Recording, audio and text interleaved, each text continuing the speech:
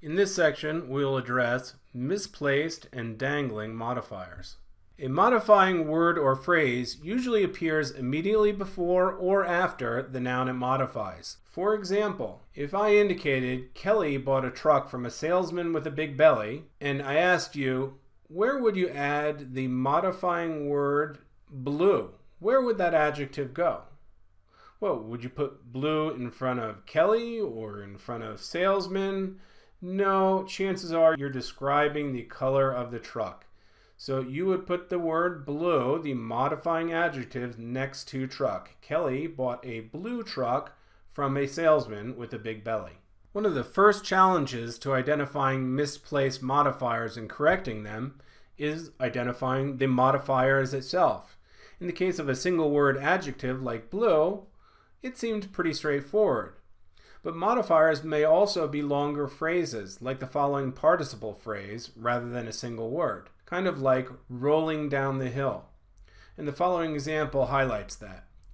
Dad missed Mom's call gazing out the window. The modifier is the participle phrase gazing out the window in this case. Once we identify that gazing out the window is the modifier, we realize there's a problem. It's not Mom's call that's gazing out the window, so Mom's call should not be next to the participle phrase, the modifier, gazing out the window. In point of fact, the better way or correct way to write this is to say, gazing out the window, Dad missed Mom's call. Now the modifier is next to the word it's modifying. Gazing out the window is describing what Dad is doing. The modifier could be an adverb or adjective clause. Examples of an adjective clause might be who was unkind and ugly, or covered in yellow paint. The following example highlights this. Ray wore his collared blue shirt to the interview, which was unfortunately stained. So the first goal here is to identify the modifying phrase, and in this case it's which was unfortunately stained, the adjective clause. However, it wasn't the interview that stained, the noun next to the modifier. It was Ray's shirt that was stained. So in this case, we want to put our adjective clause closer to the word it modifies, the shirt. The correction would read, Ray wore his collared blue shirt, which was unfortunately stained to the interview. The modifying keyword not often changes the meaning of a sentence when its position is changed. As a result, it tends to be the source of a good deal of misplaced modifiers. For example, Cynthia says every student will not get into an SHS, Specialized High School, for those of you who don't know that acronym. In this case, what that literally says is nobody will get into or go to a specialized high school. That seems ridiculous. I don't think the author intended for the sentence to say that. More likely, the author meant to say, Cynthia says not every student will get into an SHS. In that case, that means some students will get into specialized high schools and other students won't, which makes a lot more sense. We've seen a few examples of misplaced modifiers.